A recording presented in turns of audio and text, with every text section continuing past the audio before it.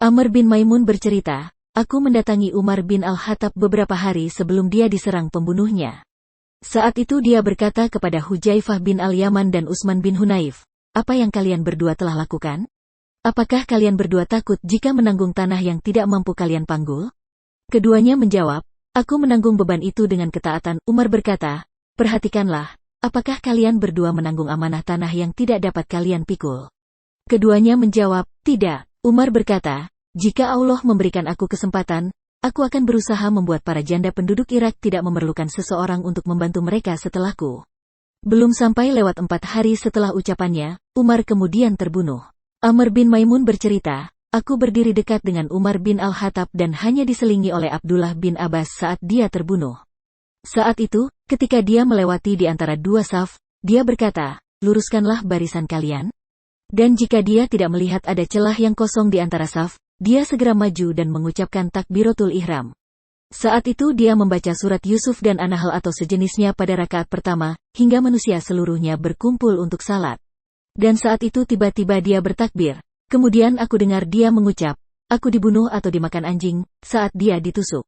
Kemudian pembunuhnya bergerak dengan pedangnya yang bermata dua, dan menusuk ke kanan dan kirinya, hingga dia menusuk 13 orang.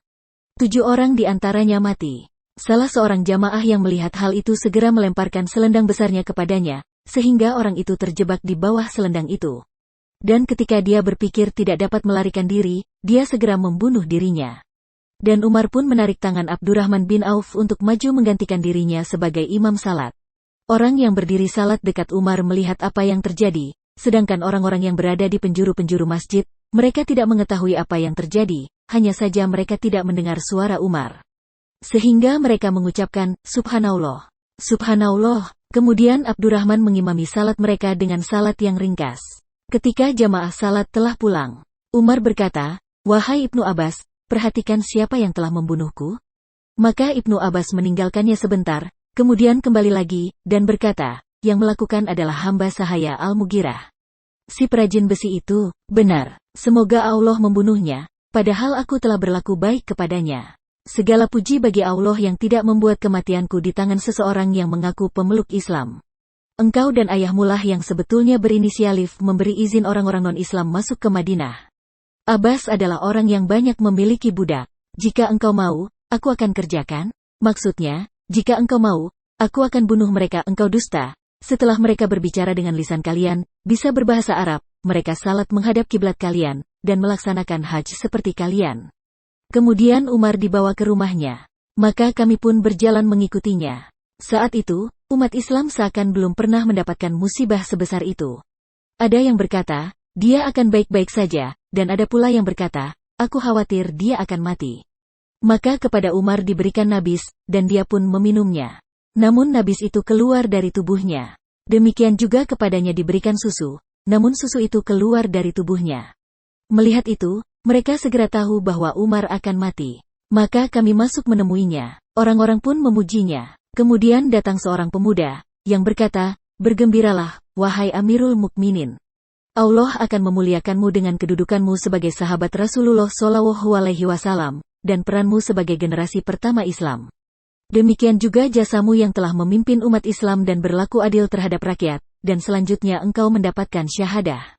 Umar menjawab, aku hanya berharap Allah menerimaku dengan bersih, tanpa menanggung kesalahan. Ketika pemuda itu berjalan keluar, Umar melihat baju pemuda itu menyentuh tanah. Maka Umar memerintahkan agar anak muda itu disuruh kembali. Kemudian Umar berkata kepadanya, hai anak saudaraku, angkatlah bagian bawah pakaianmu itu, karena itu akan lebih menjaga kesucian pakaianmu dan membuatmu lebih bertakwa kepada Tuhanmu. Lalu Umar berkata kepada anaknya, hai Abdullah, lihatlah apakah aku punya hutang. Maka orang-orang menghitung hutangnya, dan mereka mendapati jumlahnya 86.000 dirham atau sekitar itu. Dia berkata, jika harta Umar mencukupi, maka bayarlah dari hartanya. Sedangkan jika tidak cukup, maka mintalah kepada orang-orang suku Adi bin Ka'ab. Dan jika harta mereka tidak cukup, maka mintalah kepada suku Quraisy, dan jangan meminta kepada selain mereka. Bayarlah hutangku. Kemudian datanglah kepada Aisyah Ummul Mukminin, dan katakanlah, Umar mengucapkan salam kepadamu, jangan katakan aku sebagai Amirul Mukminin, karena aku sejak hari ini bukan lagi Amir bagi kaum mukminin. Katakan padanya, bahwa Umar bin Al-Khattab meminta izin untuk dimakamkan di samping dua sahabatnya. Maka Abdullah bin Umar pun pergi, menemui Aisyah dan meminta izin. Dia kemudian masuk ke kediaman Aisyah dan mendapatinya sedang duduk, sambil menangis. Abdullah bin Umar berkata, Umar bin Al-Khattab mengucapkan salam kepadamu, dan meminta izin untuk dikuburkan bersama kedua sahabatnya. Aisyah menjawab, aku sebetulnya menginginkan agar aku dikuburkan di tempat ini. Namun pada hari ini, aku memberikan tempat itu baginya. Ketika Abdullah bin Umar kembali ke tempat Umar, maka orang-orang berkata, Abdullah bin Umar telah datang. Umar berkata, tolong bantu aku duduk. Dan seseorang membantunya bersandar. Umar bertanya, bagaimana kabar urusanmu? Ibnu Umar menjawab, sesuai yang engkau inginkan, wahai Amirul Mukminin.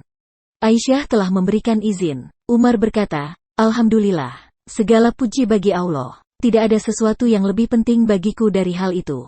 Jika aku telah mati, maka bawalah aku. Kemudian ucapkanlah salam, dan katakan, bahwa Umar bin Al-Khattab meminta izin dikuburkan. Jika Aisyah mengizinkan, maka masukkanlah aku ke kubur itu. Sementara jika dia menolak, maka bawalah aku tempat penguburan kaum muslimin. Ummul Mukminin, Hafsah pun datang, dan perempuan-perempuan datang bersamanya. Dan ketika kami melihatnya, maka kami pun keluar dari tempat itu. Dan dia pun masuk ke tempat Umar, kemudian dia menangis beberapa saat di situ. Kemudian para lelaki meminta izin kepadanya untuk menemui Umar, maka dia pun masuk ke bagian dalam rumah, dan kami kemudian dengar suara tangisnya dari dalam. Mereka pun kemudian berkata, berikanlah wasiat, wahai Amirul Mukminin. Tunjuklah siapa penggantimu sebagai pemimpin umat Islam? Umar bin Al-Khattab berkata, tidak ada orang yang lebih berhak terhadap kepemimpinan ini kecuali orang-orang yang saat Rasulullah SAW wafat adalah orang yang beliau ridhoi. Umar pun menyebut nama Ali, Utsman, Zubair, Talha, Sa'ad, dan Abdurrahman bin Auf. Selanjutnya Umar berkata, yang akan menjadi saksi adalah Abdullah bin Umar, dan dia tidak boleh dipilih menjadi pejabatnya. Sebagai bentuk bela sungkawa dia, jika kepemimpinan itu jatuh kepada Sa'ad, maka terimalah. Jika tidak, maka pilihlah dari kalian siapa yang akan kalian minta untuk menjadi pemegang kepemimpinan, dan aku tidak menurunkannya karena kelemahannya atau khianatnya. Umar kembali berkata, aku wasiatkan khalifah setelahku, kepada kalangan muhajirin yang pertama, agar hak mereka diketahui dan kemuliaan mereka dijaga. Juga aku berikan wasiat bagi kalangan Ansar dengan kebaikan, yaitu mereka yang menempati Madinah dan beriman sebelum mereka. Semoga kebaikan mereka diterima, dan kesalahan mereka diampuni. Demikian juga aku berwasiat dengan kebaikan bagi para penduduk kota-kota lainnya. Mereka adalah benteng Islam, sumber keuangan umat Islam, dan yang menyebabkan kecemburuan musuh. Agar dari mereka tidak diambil kecuali apa yang lebih dari kebutuhan mereka, dan dilakukan dengan keridaan mereka, juga aku wasiatkan bagi bangsa-bangsa Arab dengan kebaikan. Karena mereka adalah asal Arab dan tulang punggung Islam, dan dari mereka hanya boleh diambil sisa-sisa harta mereka, yang kemudian harta itu dikembalikan kepada orang-orang fakir dari mereka. Aku juga berwasiat dengan jaminan Allah dan jaminan Rasul-Nya agar janji mereka dipenuhi, mereka dibela dari serangan orang-orang yang memusuhi mereka, dan agar mereka tidak dibebani kecuali sesuai kemampuan mereka. Ketika Umar wafat, maka kami mengusung mayatnya, dan kami pun berjalan. Kemudian Abdullah bin Umar berkata, Umar bin Al-Khattab meminta izin agar dikuburkan di sini. Aisyah berkata, masukkanlah dia. Maka mereka pun memasukkannya ke tempat itu, dan selanjutnya diletakkan dalam kuburnya bersama kedua sahabatnya,